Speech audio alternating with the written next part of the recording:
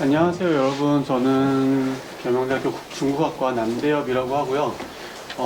벌써 생각보다 많은 학생들이 이렇게 자발적으로 참여해 주셔서 굉장히 감사합니다. 지금 이 프로그램은 저희 국제학연구소에서 진행하는 벌써 62회차 국제학 포럼이고, 오늘 주제는 여러분들이 굉장히 많은 관심을 가질 법한 AI 시대 미래 세대의 선택과 준비와 관련해서 여러분들이 나중에 어떤 지금 미래에 대비해서 어떤 직업을 찾을지와 관련된 주제입니다. 약 시간은 1시간 정도 특강이 이어질 거고요. 특강 이후에 자유로운 질의응답 시간이 있으니까 좀 궁금한 것도 있으면은 생각을 해두었다가 강의가 끝나고 나서 많은 질문 해주면 좋을 것 같습니다. 오늘 그래서 이 특별한 주제를 강연해 주시기 위해서 서울 한양대학교에서 민규식 교수님께서 직접 내려오셨습니다. 그러면 지금 바로 뜨거운 박수와 함께 강의를 시작하도록 하겠습니다. 네, 반갑습니다. 민기식입니다. 우리 남대 교수하고는 북경에 있을 때부터 알아서 오래됐습니다. 오늘 날씨도 좋고 그래서 겸사겸사 콧바람 한번 쐴 겸 해서 내려왔습니다. 원래 내가 여기 몇 번 와봤는데 계명대는 워낙 캠퍼스 이쁘다고 소문이 자자하잖아요. 영화도 많이 찍고 그래서 여러분들하고 1시간 정도 얘기를 하고 또 질의답변을 좀 해보겠습니다. 저는 한양대 국제대학원 올해부터 이름은 동아시아학과로 바뀌었습니다. 지난 학기까지는 중국학과였습니다. 그리고 저 이제 석사 박사만 있는 국제학대학원인데 거기에 약 95%가 중국 학생입니다. 그 수업은 기본적으로 다 중국어로 진행합니다. 한국 선생님들도 중국어로 수업을 하고 있습니다. 지금 여기 우리 학생들 다 본과생이죠? 본과생인가요? 오케이. 학부생, 본과생. 학부생. 난 여러분들하고 내가 이제 계명대에서 특강은 처음 하는데, 여러분들 질문을 많이 받고, 같이 얘기를 해봤으면 좋겠습니다. 나는 뭐 AI 전문가는 아닙니다. 그리고, 제가 학부 때 전공은 경제학이었고, 석사 박사 때는 정치학이었습니다. 지금 다시 대학원에서 중국 경제 또 요즘은 이제 동남아 정치 경제를 강의를 하고 있는데 여러분들하고 뭐 두루두루 여러 가지 얘기를 했으면 좋겠습니다. 오늘 AI 시대의 선택과 어떻게 거기를 대비하는 준비를 해야 되는가 뭐 이런 건데 여러분들 뭐 유튜브나 또 다른 창을 통해서 많이 봤을 겁니다. AI 시대는 왔다. 그러면 우리는 이걸 어떻게 받아들여야 되는지 얘기를 하고 여러분들하고 얘기를 좀 소통을 했으면 합니다. 이거 질문을 하면 별로 기분 좋아하지 않을 건데 내가 한번 여기 중국학과 학생이 있어요? 또 중국어를 전혀 안 배운 학생들은 누구 있어요? 다 중국어 아닐걸요? 중국어 거의 모를걸요? 그래요? 그러면 이런 거 내면은 벌써 보일지 모르겠네요.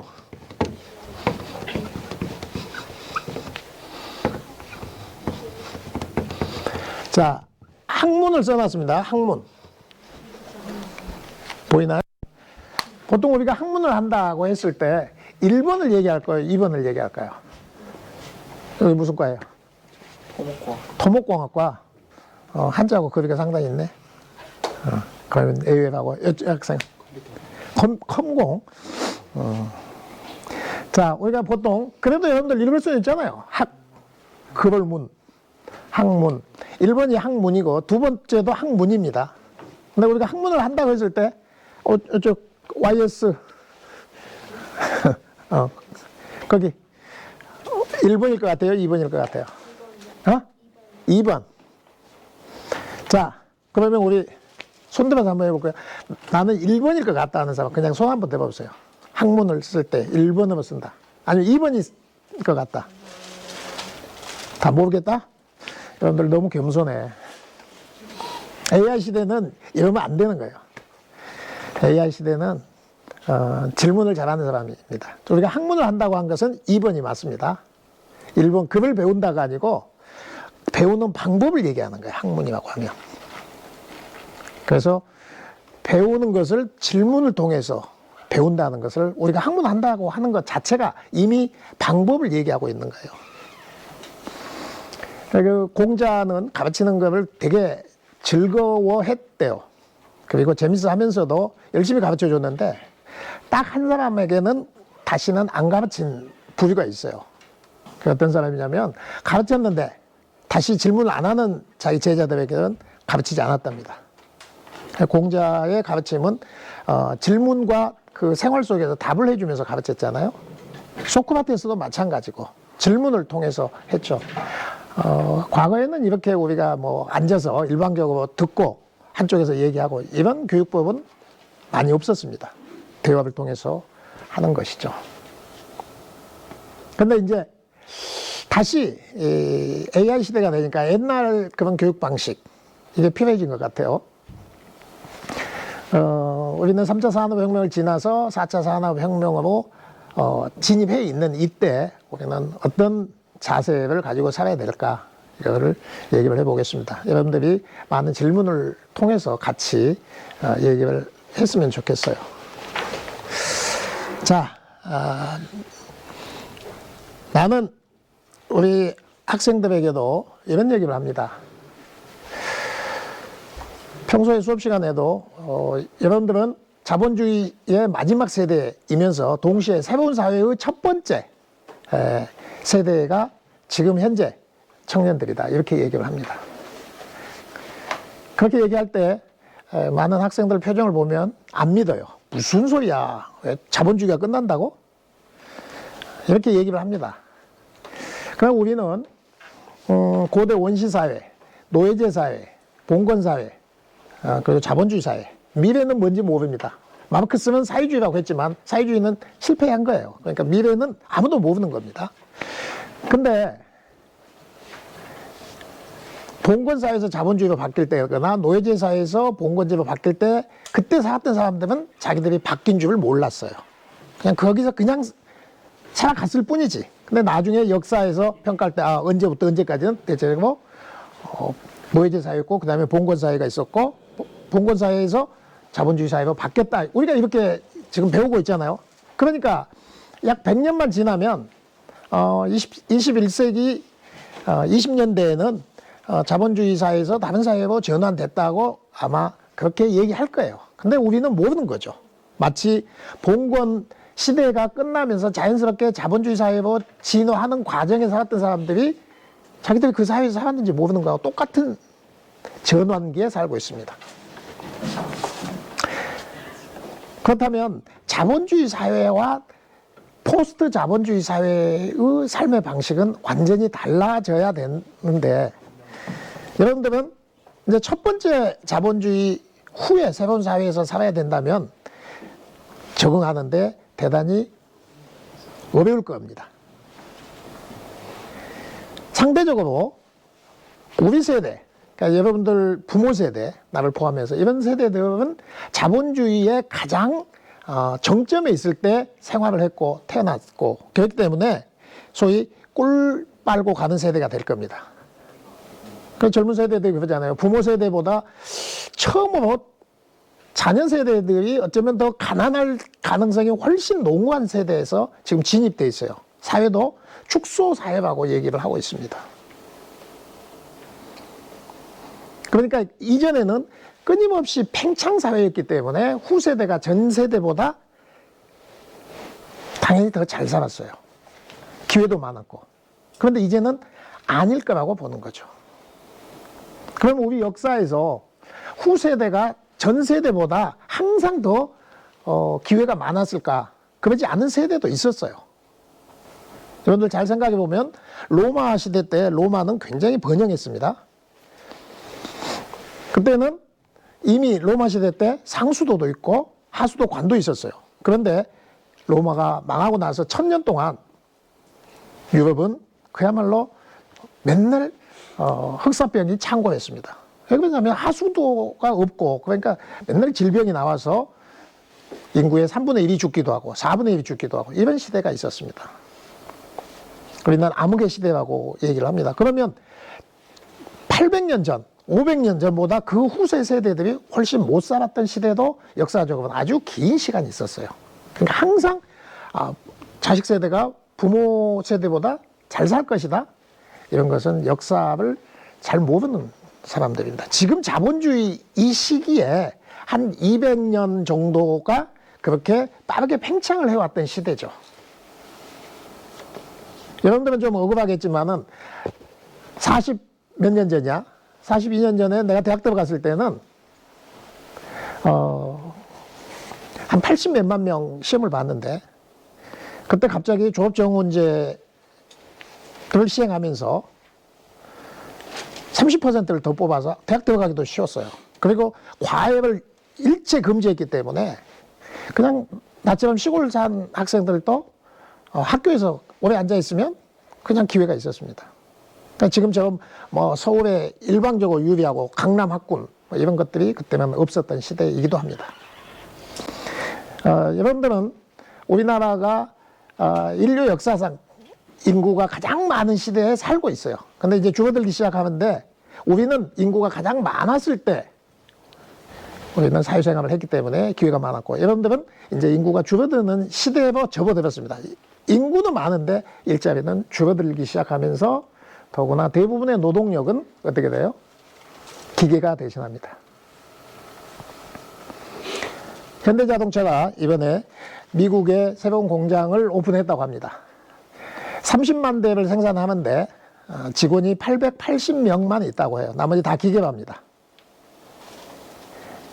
그러니까 사람이 인력을 써서 한다면 미국의 인건비가 비싼 나라에서 현대자동차를 만들어낸다? 이거 생산성이 안 나오는 거예요. 근데 대부분 로봇으로 생산을 하기 때문에 공장이 미국으로 옮겨가도 경쟁력을 가지고 있습니다. 그것은 그만큼 전통적인 산업의 일자리는 줄어들 수밖에 없는 시대다 이렇게 얘기할 수 있습니다. 자, 산업혁명을 얘기를 한번 해보겠습니다.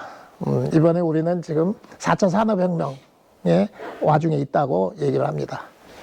1차 산업혁명, 자, 1차 산업혁명은 전기의 발견으로 해서 가축을 사용했던 것, 또 인간의 힘을 사용했던 것이 획기적으로 변한 거죠. 그래서 1차 산업혁명이 대략 한 250년 전, 1770년에서부터 1800년대 초까지를 1차 산업혁명이라고 겁니다. 산업혁명이라는 것은 하루아침에 딱 선언을 하는 게 아닙니다. 대략 수십 년간에 걸쳐서 산업혁명기라고 얘기합니다. 자, 이제 기계가 인력을 대신하게 되면서 생산성이 엄청나게 늘어났던 거죠. 이때 손으로 했던 인도의 모직물이 다 망하고 기계로 짠 영국의 의류가 세계를 지배하던 시대가 됐습니다. 그래서 영국은 가장 높은 생산성을 유지할 수 있었기 때문에 더 이상 국가의 힘을 빌리지 않고 산업자본들이 어떻게 얘기합니까? 국가의 세금을 적게 내고 국가에게 손 떼라고 선언을 했습니다. 그게 바로 1776년에 나온 국부론, 여러분들 다 아는 아담 스미스, 보이지 않는 손. 이 1776년은 인류 역사상 이론적으로 자본주의에 대한 이론이 최근에 나왔습니다. 아담 스미스의 국부론이 나오고, 그리고 미국이 독립선언을 했습니다. 같은 해에 독립선언을 했어요. 그러니까 이 세상에 자본주의 국가가 처음으로 탄생한 것도 1776년이고 이론으로 경제학에서 자본주의를 밝혀낸 것도 그 해입니다. 그리고 그때가 1770년대에는 바로 1차 산업혁명이 시작됐던 시기입니다. 그 전과 후는 완전히 다른 세상으로 된 거죠. 그러면 그때 당시에 대략 1900년까지 길게는 30년, 짧게는 한 70년 정도가 이제 산업혁명, 1차 산업혁명기에 해당이 됐어요. 2차 산업혁명은 1870년에서 뭐 1900년대까지니까 그 중간에 뭐가 나왔느냐. 마르크스의 공산당 선언이 나왔습니다. 1848년에 마르크스의 공산당 선언이 나왔는데 왜 선언을 했겠느냐. 지금 같으면 마르크스가 100명이 나와도 공산당 선언 하지 않을 겁니다. 근데 그때는 노동자들의 삶이 너무너무 힘들었어요. 하루에 16시간씩 일을 했습니다. 평균적으로. 그리고 아이들이 7살, 6살만 돼도 공장에 가서 일을 했습니다. 죽지 않을 만큼만 돈을 받았고 극도로 어려워졌어요. 그러니까 이상하잖아요. 산업혁명을 했는데 아이들까지 일을 했어야 돼요. 그 전에는 아이들은 놀았습니다. 근데 아이들까지 일을 하고 하루에 16시간씩 일을 하고 그래도 죽음을 면치 못하고 평균 연령이 30세를 겨우 넘어가는 그런 시대였어요. 그러니까 이 세상을 뒤엎어야 되겠다는 마르크스 선언이 나오게 된 겁니다. 여기서 생각해 봐야 될 것은 왜 기계혁명을 해서 산업혁명이 돼서 그 전과 훨씬 많은 생산을 했다는데 노동자들은 그렇게 어려워졌을까? 그건 바로 기계가 사람의 노동을 대신하면서 수공업자들이 대부분 다 실업자가 됐어요. 그래서 수공업자들이 뭐 했습니까? 러라이트 운동이라고 기계 파괴 운동을 했습니다. 기계를 다 파괴시켜버린 거죠. 그래도 산업혁명은 계속됐고 나중에 우리가 지금에 이르기까지 빠르게 성장을 해왔습니다. 그래서 사람들은 이런 얘기합니다. 산업혁명을 하면은 결국은 일자리가 더 많이 생긴다. 그건 맞아요. 그런데 여기서 중요한 것은 시간의 변수를 빼는 겁니다. 타임 변수. 그래서 T 변수라고도 얘기를 할 수 있죠. 그러면 산업혁명이 나서 1차 산업혁명이 나서 그 삶을 유지하기까지 회복하기까지 얼마나 걸렸냐. 대략 90년이 걸렸다고 그래요. 거의 2차 산업혁명이 다 돼서야 회복이 되는 겁니다. 그러니까 2차 산업혁명 이후에 태어난 사람들은 이미 너무나 익숙한 기계 생활을 해야죠. 여러분들이 너무나 어려서부터 익숙하게 핸드폰을 썼던 것처럼. 근데 부모 세대들은 삐삐도 쓰지 않았던 세대부터 시작해가지고 굉장히 빠르게 진화했는데 이게 바로 옛날에도 그런 시절이 있었어요. 결국 무슨 얘기냐. 크게 보면 새로운 일자리가 나온 건 맞지만 산업혁명이 바로 시작됐을 때 그때 당시에 살았던 사람들은 너무나 고통스러웠다는 거예요. 오히려 더 그렇게 이렇게 줄었다가 나중에 늘어나는 거죠. 그냥 여기 시간을 빼버리고 그냥 산업혁명이 일어나면 누구나 더 잘 살 걸로 생각하는 것은 오산이에요. 그러면 2차 산업혁명이 일어났을 때, 자, 이제는 전기가 등장했습니다. 그래서 2차 산업혁명이 일어나서 여러분들 잘 아는, 에디슨 등등 또 록펠러, 전기와 철도의 시대가 됐어요. 20세기 초반에. 그래서 이때는 발명의 시대라고도 합니다. 많은 발명이 됐고 특허권을 인정해 주니까 부자들은 발명을 한 사람들 사이에서 나왔어요. 그래서 1차 산업혁명 시기에 최고의 갑부가 누구인지는 잘 모릅니다. 그냥 여러 기계를 만든 사람들이었어요. 뭐 와트, 전기 와트 할 때 이 정도가 생각나는 사람이지 많지는 않습니다. 그런데 2차 산업혁명부터 철도, 석유, 전기 이렇게 나오면서 우리가 아는 사람이 많습니다. 록펠러. 그런데 2차 산업혁명도 마찬가지로 많은 발전을 가져왔는데 그 시기에 뭐가 나왔냐면 찰리 채플린의 영화가 나왔습니다. 내가 어디 해놓은 것 같은데 여기 찰리 채플린의 영화 장면의 하나인데요. 자, 톱니바퀴 속에서 인간이 이제는 기계 속도에 인간이 맞춰가는 거죠. 저거는 1930년이 채 안 됐을 때 풍자하는 건데 찰리 채플린은 저런 무속 영화를 만들면서 공산주의자다 이렇게 몰렸습니다. 왜? 기계에 맞춰서 사는 인간의 삶이 비참하다는 것을 증명을 보여주려고 영화를 찍었는데 당연히 공산주의자로 몰린 거죠. 2차 산업혁명 시기에는 또 많은 엄청난 발전이 생겼죠. 이제 미국에는 서부 개척 시대가 끝난 거예요. 그리고 자동차 시대가 됐습니다. 그러니까 이제 우리가 알 수 있는 그만큼의 생산력이 보장이 되는 시대가 됐어요. 그런데 또 3차 산업혁명 되기 전에 2차 산업혁명 때 그렇게 많은 생산성이 향상이 됐지만은 또 전 세계는 뭐가 나왔습니까? 대공황이 나왔습니다. 1929년에서 33년 사이에 대공황도 2차 산업혁명 이후에 나왔고 이 중간에 1차 산업혁명, 1차 세계대전, 2차 세계대전이 2차 산업혁명기 안에 두 번의 세계전쟁과 대공황이 있었던 겁니다. 심지어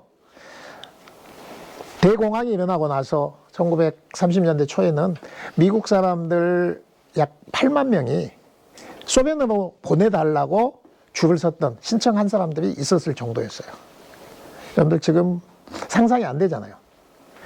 미국 사람이 나 소련 보내죠. 소련은 공항이 없고 계획경제니까 이론적으로는 공항은 없습니다. 당시에 소련은 빠른 성장을 하고 있었고 미국은 줄 서서 빵 한 조각을 먹기 위해서 6시간, 7시간씩 줄을 서 있던 시기였습니다. 그게 대공황 시기였어요. 그러니까 이렇게 산업혁명이 일어났는데 또 굉장히 어려운 시기도 겪었어요. 2차 산업혁명이 완전히 끝난 것은 2차 세계대전 때문이라고 얘기하는 사람도 많습니다. 전쟁 경제라는 게 있잖아요. 전쟁을 통해서 새로운 걸 많이 생산해내면서 전쟁에 우리가 냉장고는 하나 사면 10년을 쓰지만 총알은 한 방 쏘면 그대로 소비가 되니까 또 만들어야 되잖아요. 그래서 훨씬 많은 소비를 통해서 새로운 산업을 이끌어낸다. 이게 이제 군수 산업이 성장하게 되는 거죠. 지금 트럼프가 세계를 아주 힘들게 만들고 있는데 이게 본질적으로 보면 미국이 2차 세계대전 이후에도 보면 전쟁을 하지 않는 해는 20년밖에 없었습니다. 그만큼 군수산업과 밀접하게 관계되어 있다고 보는 거예요. 어쨌든 이렇게 대량 생산과 자동화가 되면서 사람들은 일자리가 줄어들긴 하지만 또 다른 일자리가 생겨서 결과적으로는 많은 일자리가 생겼습니다. 자, 2차 산업혁명부터는 여러분 다 아는 세대예요. 유명한 사람들 있죠. 우리가 이제 다 이제 미국입니다. 독일의 지멘스 같은 것도 있긴 있는데 포드가 나왔고 스탠다드 오일 뭐 이런 것들이 2차 산업혁명 이후에 나왔습니다. 자, 이게 이제 상징적으로 보여주는 산업 그리고 이쪽에 화학 산업. 이것도 과학의 발전을 통해서 이제 화학 제품 우리가 쓰는 이런 플라스틱 제품 이런 것들이 인류의 생활을 거의 바꿔놓았죠. 그게 2차 산업혁명의 결과입니다. 그래서 3차 산업혁명에는 인터넷 시대입니다. 여러분들은 인터넷 시대죠. 우리도 사실 인터넷 시대의 초창기부터 누릴 수도 있었겠지만 그것은 미국에서 처음에 1970년대 초에 컴퓨터라는 게 나오고 뭐 군용 인터넷이 자기네들끼리만 쓰는 군용 인터넷이 있었습니다만은 이게 대중화된 것은 90년대 이후입니다. 얼마나 우리가 이 3차 산업혁명기가 옛날에 비하면 시간이 늦은 건 아닌데 3차 산업혁명은 하도 빠르게 변하니까 늦었냐 하면 내가 97년인가? 그때 우리 여직원이 나한테 아이고 이메일 하나 만드시죠? 그런데 그걸 뭐 귀찮게 뭘 만들어? 내가 이렇게 첫 반응이 그랬어요.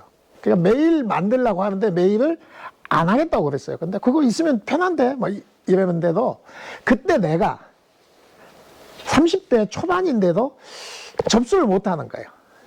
이메일조차도 아, 뭐 귀찮게 그걸 만들어 이랬던 시대예요. 근데 빠른 사람들은 그때 도메인 사업을 시작을 하더라고. 뭐 닷컴 막 찾아가지고 심지어 아는 목사님이 설교는 안 하고 밤새 그 도메인을 만드는 거야.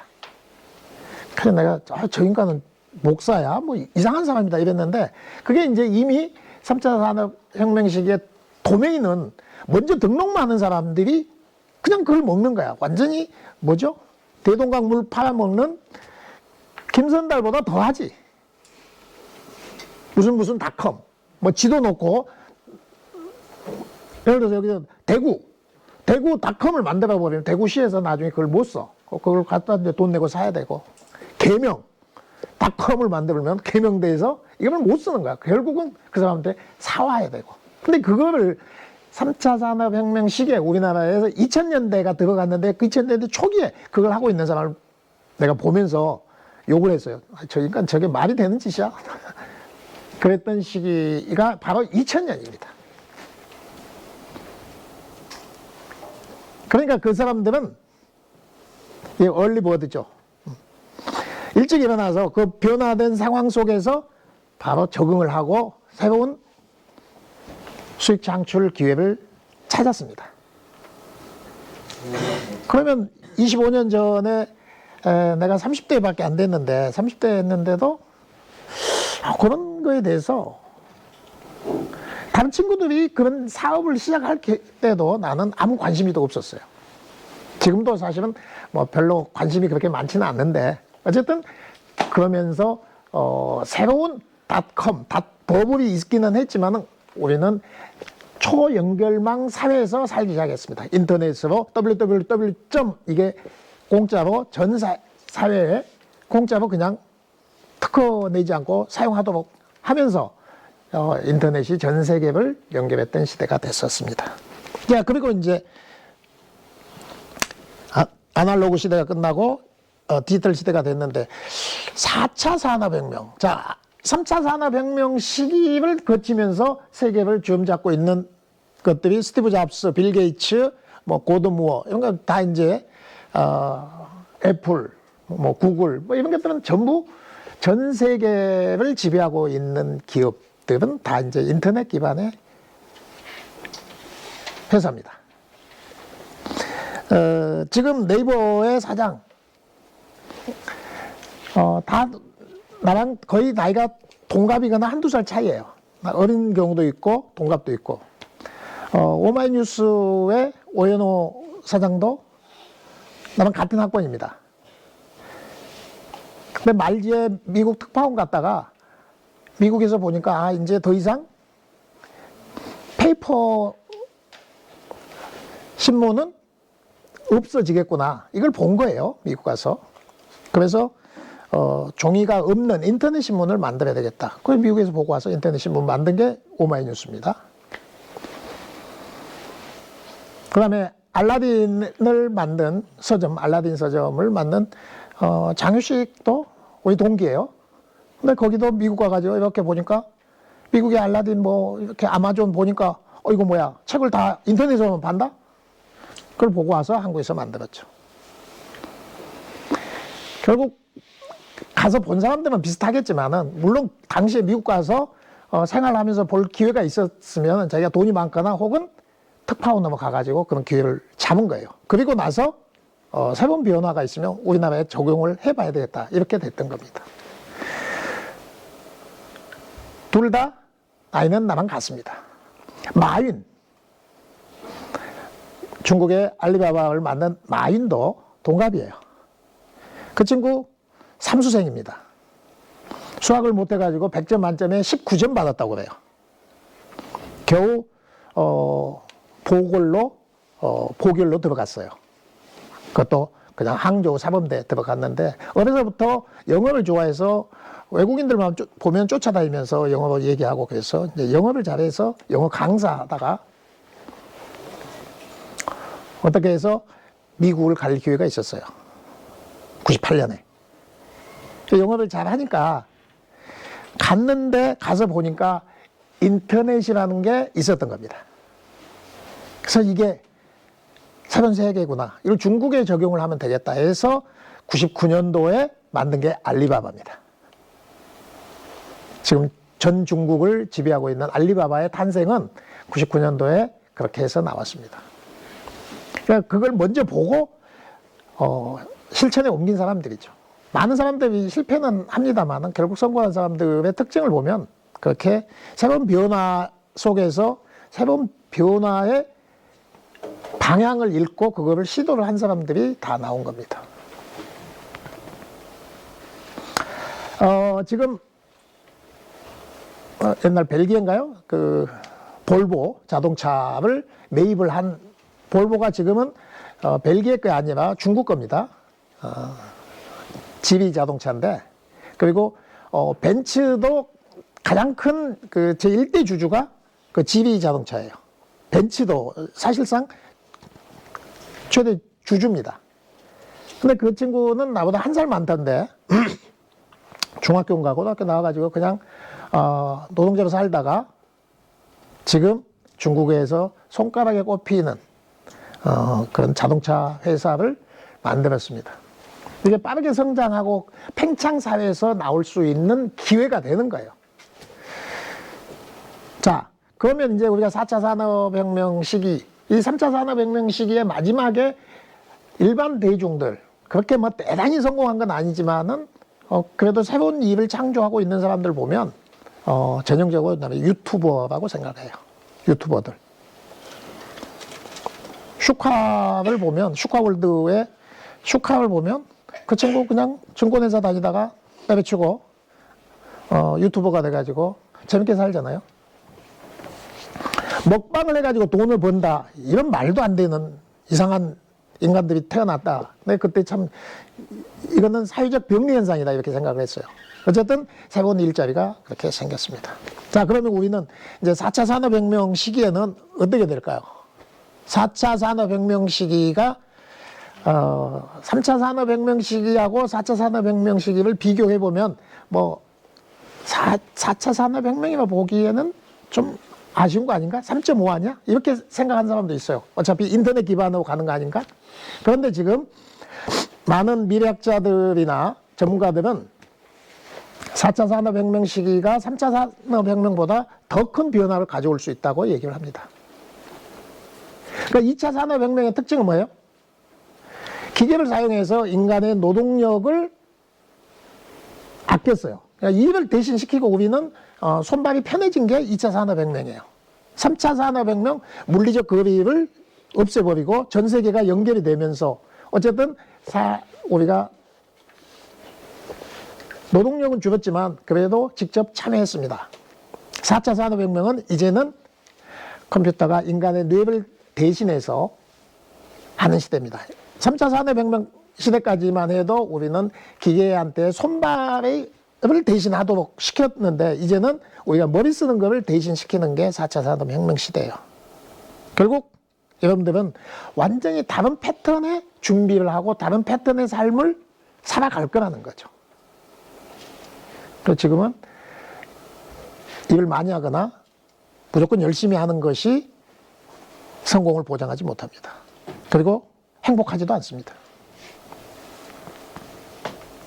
이제는 IQ가 좋은 사람이 성공할 가능성이 확실히 떨어졌죠. 자, 뭐 이번에 계엄령 사태를 보면은 대부분 서울법대예요. 출신들은. 그러니까 시험은 잘 봤죠. 검사, 판사들. 근데 이런 사람들이 사회에 미치는 영향을 보세요. 그런 사람들이 성공했던 시대도 있어요. 성공할 가능성이 훨씬 넓었던 시대가 있었지만 이제는 그럴 가능성이 확실하게 줄어들었습니다. 그런 사람보다 훨씬 EQ가 발달된 사람이 성공할 것이다. 그리고 더 행복할 것이다 하는 것은 명확합니다. IQ가 좋은 사람들은 EQ 좋은 사람들보다 훨씬 못하는 사회가 된 겁니다. 결국 우리는 이제 머리를 쓰는 직업이 그거는 다 기계한테 맡기고 컴퓨터한테 맡기고 우리는 뭘 해야 되느냐? 이 AI 인공지능을 우리가 잘 활용을 해야죠. 혹시 여기 챗GPT 유료 회원이 있어요? 유료회원. 우리 학생은 챗GPT 한 달에 유료 오면은 얼마 드는지 아세요? 자, 저기 몇 달러 지불해? 한 6만 원 가까이 한 달. 한 달에 22달러죠? 20달러 플러스 2달러가 이제 세금이니까. 물론 200달러짜리도 있습니다. 전문가용. 나는 200달러를 쓸 필요가 없는데, 나는 3차 산업혁명 시기, 아까 97년에 가서도 뭐 이메일 그런 걸 왜 만들어? 이랬던 사람인데, 이번에는 챗GPT가 나오면서, 일찍이 회원에 가입을 했어요. 유료였습니다. 사실, 왜 그러냐냐. 내가 3차 산업혁명 시대까지는 늦었지만 4차 산업혁명 시대에는 빨리 가봐야 되겠다. 그러려면 좀 아까워도 일단 돈을 내야 이걸 자꾸 사용을 하겠구나. 그래서 회원 가입을 해서 매달 그냥 통장에서 빠져나가고 있습니다. 그렇게 아깝지는 않아요.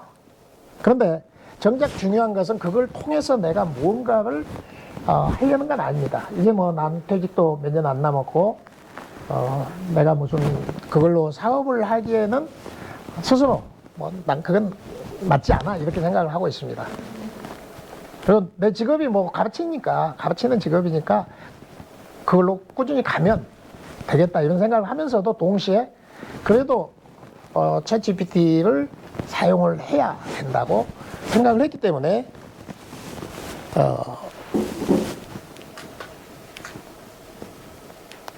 나는 그렇게 유료 회원으로 가입을 하면서 나 스스로를 자꾸 이제 중심을 잡으려고 합니다. 그리고 다시 이제 처음에 학문으로 돌아와서 이제 AI를 잘 쓰는 시대 또는 새로운 시대에서 자기가 적응하고 성공 여부는 그 다음이고 적응할 수 있으려면 어떻게 해야 되느냐? 질문을 잘해야 됩니다. 그래서 한 번의 질문으로 끝나는 게 아니고 챗GPT도 계속 질문을 잘하면 더 많은 답이 나오잖아요. 그러면 이제 챗GPT뿐만이 아니라 새로운 생성형 AI가 나오게 되면 다른 프로그램도 우리가 어떻게 사용하느냐에 따라서 이제 여러분들은 하버드 박사 나오고 엄청나게 순하고 화도 안 내는 비서를 한 100명 이상을 고용하고 사는 시대가 됩니다. 자, 여러분들이 몇 학년이지? 1학년. 대학 1학년? 지금 한국의 평균 대학 1학년의 젊은 사람이 쓰는 에너지 양을 따지고 보면 여기는 조선시대에 세자보다 더 많은 에너지를 쓰는 거지. 자, 옛날에는 세자가 국왕보다도 더 쓸 수도 있어요. 생각해 보세요. 아침에 일어나서 딱 샤워하면서 물 막 30분 동안 틀어놓기도 하고, 그리고 차 타고 갈 때 쓰는 에너지 뭐 이런 것들을 다 합쳐보면 옛날에 한 번 샤워를 매일 하려고 생각을 해봐. 그 샤워를 하는 물을 데우려면 몇 사람이 필요하겠어요. 그 나무를 해다가 장작을 패고 뭐 이렇게 하는 것. 우리가 모든 사람들이 과거에 대귀족이나 적어도 왕처럼 많은 에너지를 쓰고 삽니다. 근데 이제 4차 산업혁명 시대 되면 그런 옛날에 국왕처럼 많은 시종을 거느린 것 플러스 가장 머리 좋은 애들 여기까지 한 100명 이상을 거느리고 산 거죠. 그러니까 이제 여러분들은 편하게 살고 효과적으로 살려면, 효율적으로 살려면 어떻게 돼야 돼? 질문을 잘해야 돼요. 근데 그걸 누구한테 신경 써서 물을 필요도 없어요. 절대 화도 안 내 비서가 있는 거죠. 결국 이제는 질문을 다양하게 할 수 있는 시대, 그런 사람이 필요한 시대가 됐어요. 다시 이쪽으로 넘어가서 내가 자본주의 시대가 끝났다고 얘기하는 것은 왜 그러냐면, 자본주의 시대가 끝났다는 것은 돈을 버는 시대가 끝났다, 이건 아닙니다. 그러니까 노예제 사회도 그랬고 봉건 사회도 항상 경제는 중심에 있었어요. 다만 이것을 돈을 벌고 그걸 사용하는 방법이 차이가 있었던 거죠. 노예를 통해서 벌고 자기는 편히 살면 노예제 사회고, 농업을 통해서 일을 주고 거기서 세금 걷어서 자기가 먹고 살면 그건 농노사회고, 노동자를 일을 시키고 사용자가 먹고 살면 그걸 자본주의 사회라고 해요. 그래서 노동자와 사용자, 노사 간의 관계가 이 사회의 주요 가장 대표적인 사회가 돼 있을 때 그걸 우리는 자본주의 사회라고 얘기합니다. 돈 버는 건 다 똑같아요. 앞으로도 마찬가지예요. 다만 이제 여러분들은 어디 회사에 들어가 가지고 9 to 6 하지 않을 겁니다. 지금도 많은 경우는 재택근무하고 있고 그러는데, 이제 그냥 나 혼자 일을 하면서 네트워킹해서 연결된 사회에서 살면, 내가 누군가의 피고용인이 아니고 내가 나를 고용해. 그러니까 단독 생활을 하면서 이게 연결만 한다면 이게 자본주의는 아닐 거라는 거지. 그런 의미에서 자본주의가 아니에요. 그래서 내가 왜 자본주의가 아니라고 얘기를 자꾸 강조하냐면, 여러분들은 자본주의 사회가 아닌 첫 번째 다른 사회, 이름은 아직 정해지는 않았지만 그 사회에 사는 첫 번째 인류가 될 것이다. 그렇다면 여러분들의 생각은 바뀌어야 된다는 거죠. 그래서 자꾸 여러분들은 자본주의에 사는 사람이 아니야, 이제 새로운 사회에 처음 데뷔하는 사람이야, 이렇게 얘기를 해줘야 여러분들이 마음가짐이 달라지고, 그러면 나는 어떻게 살지? 자기가 창업을 할 수도 있고 협업을 할 수도 있고 이렇게 되는 겁니다. 자, 경제활동을 하는 거는 똑같지만 누군가의 직원이 돼서 그냥 알바하고 CU 가가지고 알바하고 살면 그런 삶이 아닌 시대가 된 거죠. 그러니까 자본주의 사회가 아닌 첫 번째 인류로서 첫 번째로 다른 마음가짐을 가져야 된다는 거죠. 그것이 여러분들의 경쟁력을 키우는 방식이다, 이렇게 얘기를 하는 거죠. 자, 중국의 등소평이 개혁개방을 하면서 제일 먼저 했던 게 뭐냐면 사상 해방 운동이었습니다. 생각이 바뀌지 않으면 안 된다. 그러니까 그 전에 마오쩌둥 시절 계획경제에서 똑같이 누구나 똑같이 나눠 먹고 살던 철밥통을 깨야지만이 중국이 발전할 수 있다, 이렇게 해서 사상 해방 운동을 제일 먼저 시작한 거예요. 그러면서 이미 83년도에 중국은 법률적으로는 직원이 없어요. 완전 고용이 없습니다. 그냥 전부 다 계약직이에요. 법률적으로는. 사회주의 사회에서 누구나 다 고용 계약을 해야 된다? 이거는 어마어마한 충격이죠. 어쨌든 국유기업에 다니고 사회주의의 전통이 있었기 때문에 그렇게 하진 않았지만 사람들한테 충격을 주면서 너네 고용이 보장된 게 아니다는 것을 제일 먼저 해준 거죠. 자, 이제는 여러분들에게는 누구도 그런 거를 강요할 사람은 없지만 뭐가 강요합니까? 돈이 강요를 하죠. 변하는 사람만 살아남는다. 결국 나를 어떻게, 내가 나를 고용해서 나의 상품, 나의 경쟁력을 높일 것인가는 새로운 사회의 변화된 모습, 미래의 사회를 예측하고 그쪽에 빨리 준비하는 사람이 성공할 것이고, 전통적인 산업, 전통적인 분야에 뛰어가는 사람들은 성공할 가능성이 확연히 떨어집니다. 여기 지금 존경하는 우리 회계사님께서 앉아 계시는데,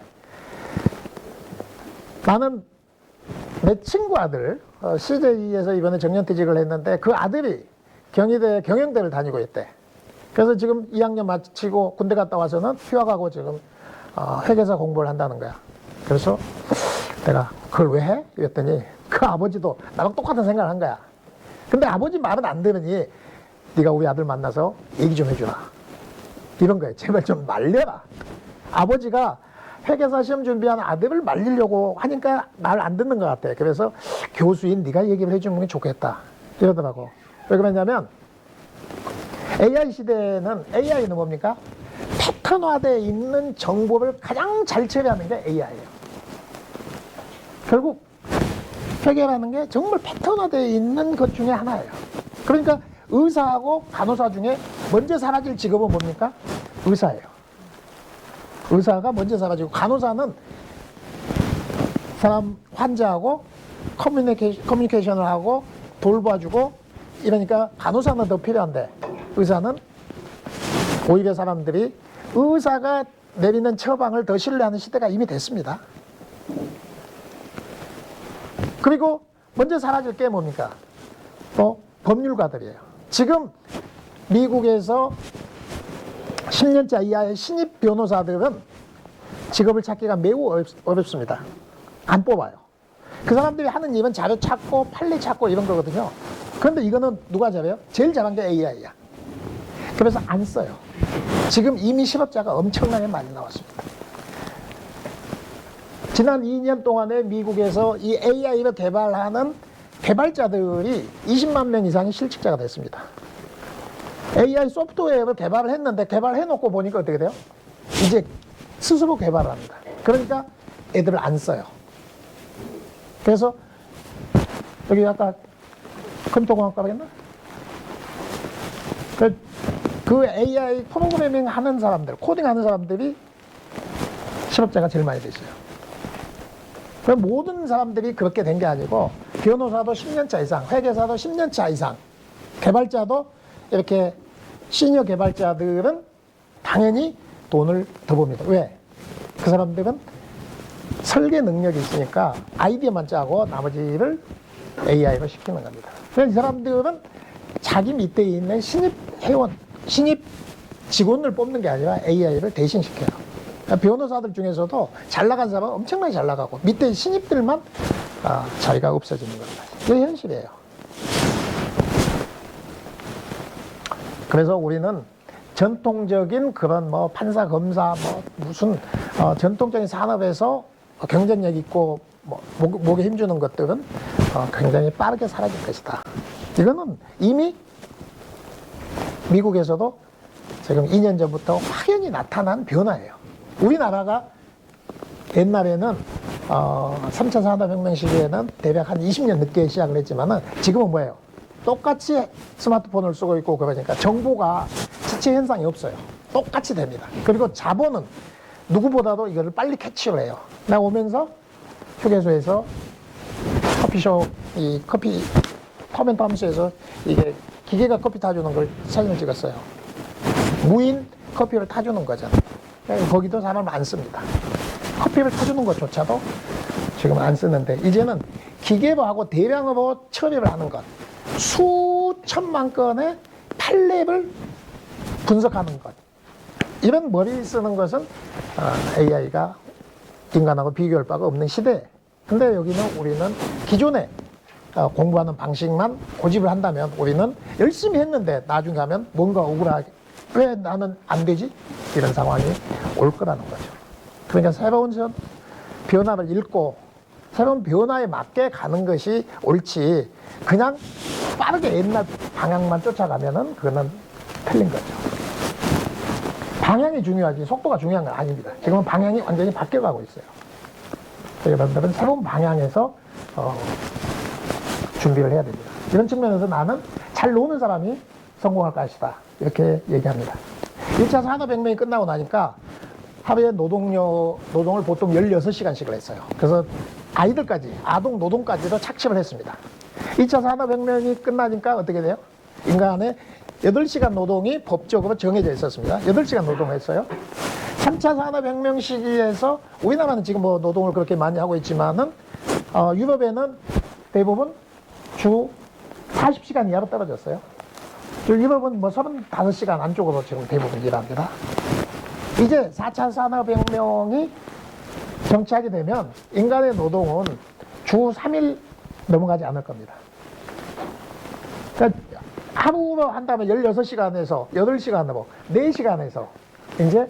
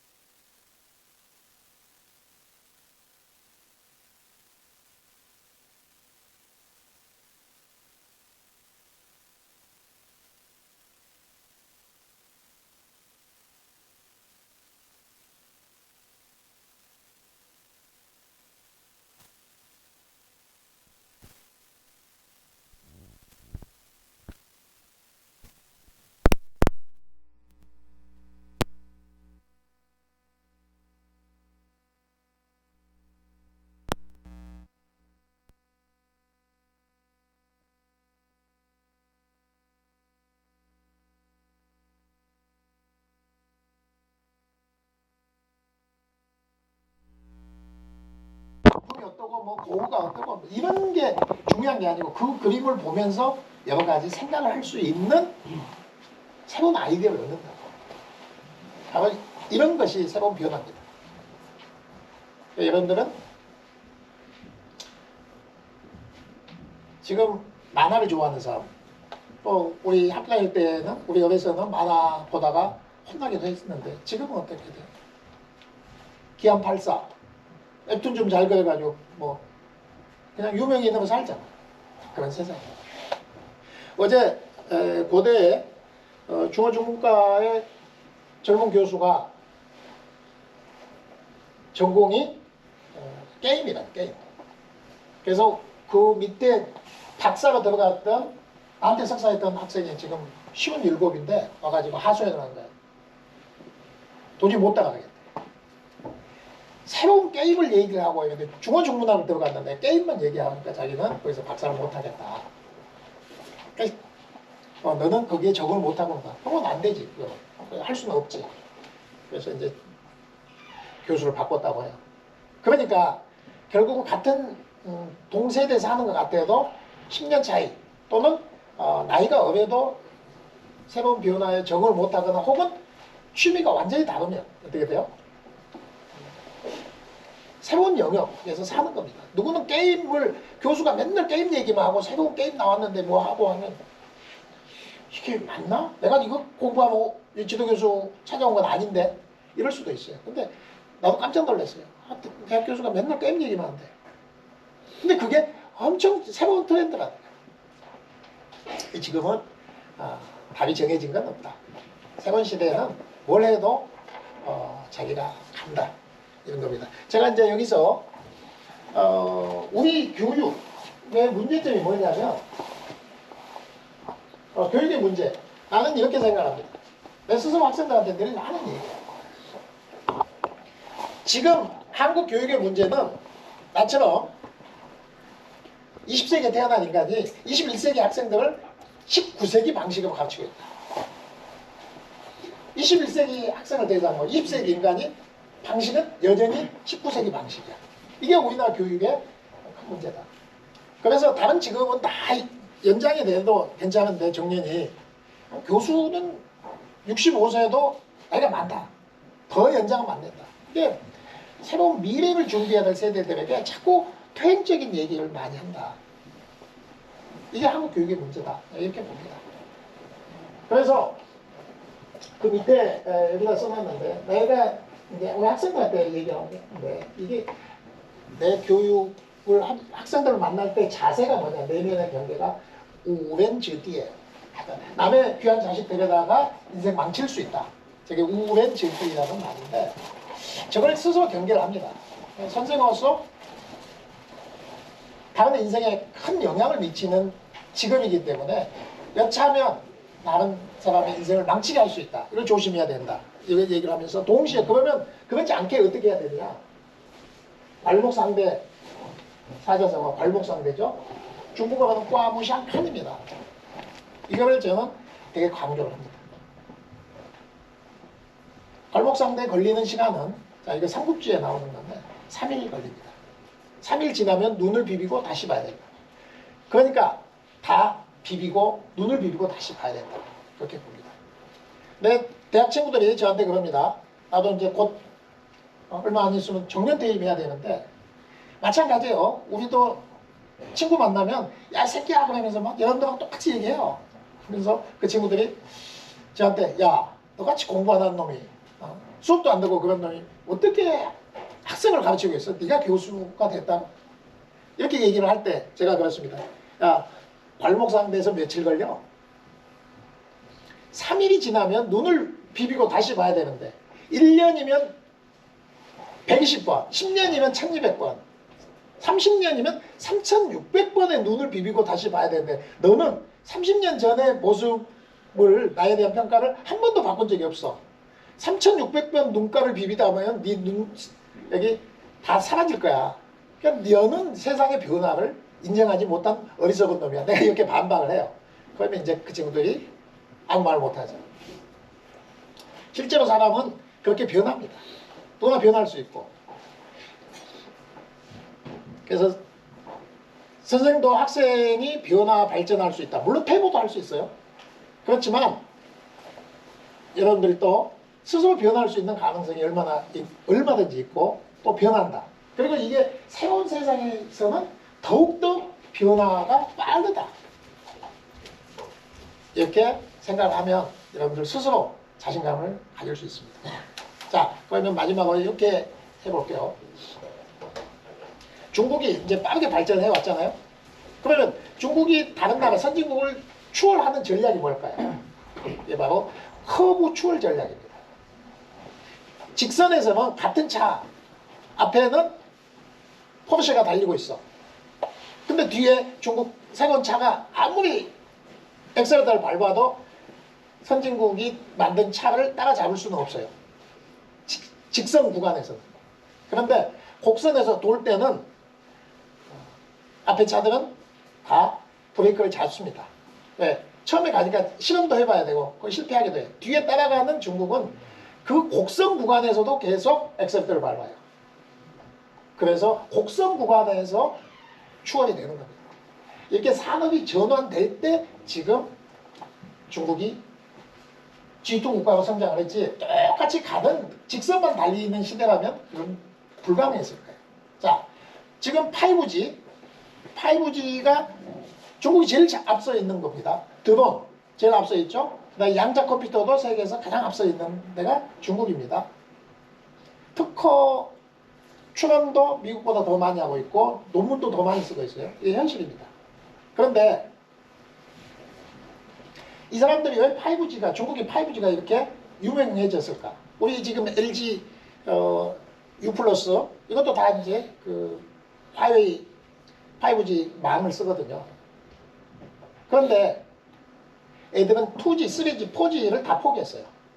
이미 그건 따라갈 수가 없다. 그래서 2G 시기 때부터 뭘 준비해요? 5G를 준비해요. 그리고 지금은 뭐 하고 있어요? 6G를 준비를 하고 있어요. 그게 국가 전략 산업이에요.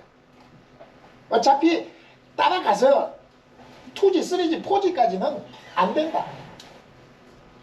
그러니까 새로운 영역을 개척해서 여기에서 우리가 따라잡자 해서 지금 중국이 바로 그걸 우리는 커브 추월 전략으로 이게 성공했어요. 인간도 마찬가지예요. 미지에 보이지 않는 세계 4차 산업혁명 시대에 뭐가 열릴지 잘 몰라요. 유튜버가 그렇게 잘 되리라는 것도 우리는 몰랐어요. 그것도 이제 한불 가겠지만 또 뭔가 새로운 나올 겁니다. 여러분들은 자기 자신을 믿고 새로운 세계를 개척하려는 그런 자꾸 질문을 던진다면 우리가 직선 노선에서는 외우기 잘하는 애들이 성공할 가능성이 맞는 시대였는데 지금은 그게 아니에요. 오히려 외우기만 잘하는 애들은 경쟁력이 떨어질 가능성이 진짜 많습니다. 창조력이 오히려 떨어지고 공감 능력이 떨어진 애들이 성공은 못하리라고. 여러분들은 이제 새로운 시대. 나는 자본주의, 포스트 자본주의 이후에 첫 번째 인류야. 그래서 나는 그 첫 번째 인류 중에서 앞서가겠다. 이런 마음가짐을 가진다면 여러분들에게 기회가 굉장히 많이 열릴 거라고 봅니다. 자, 그러면 이제 여러분들하고 질문을 받고 혹시 내가 알 수 있는, 내가 대답할 수 있는 거는 여러분에게 얘기하겠습니다. 질문 있습니까? 교수님 오늘 굉장히 좋은 말씀 많이 해주셨는데 그 가장 핵심은 뭐였죠? 뭐가 아직 궁금한 게 되게 많을 것 같아요. 그래서 아마 여러분들 직접적으로 궁금한 것도 있으면 오늘 핵심 키워드도 그렇고 질문입니다. 질문을 얼마나 잘 하냐가 사실 굉장히 좀 오늘의 강연의 좋은 그 키워드였던 것 같은데 여러분들 지금 이 강연을 들으면서 머릿속에서 아직도 호기심, 퀘스천 마크가 굉장히 많을 텐데 그거를 한번 교수님한테 질문을 하면 좋을 것 같아요. 궁금한 게 있을까요?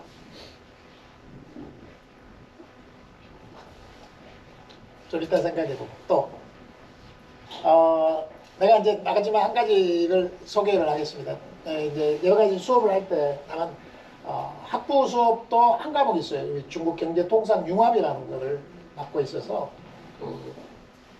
한 과목을 하는데 그 학생들에게 어느 때나 마지막 그 종강 시간에 하는 얘기가 있습니다. 자, 내가 한 학기 동안 가르쳤던 내용을 딱 한마디로 정리를 해서 말을 해주겠다 이렇게 얘기를 합니다. 그러면 굉장히 궁금한 점이 한 학기 동안 16번 16주 했는데 한마디로 내가 이걸 위해서 가르쳤다 이러면 이제 궁금하잖아요.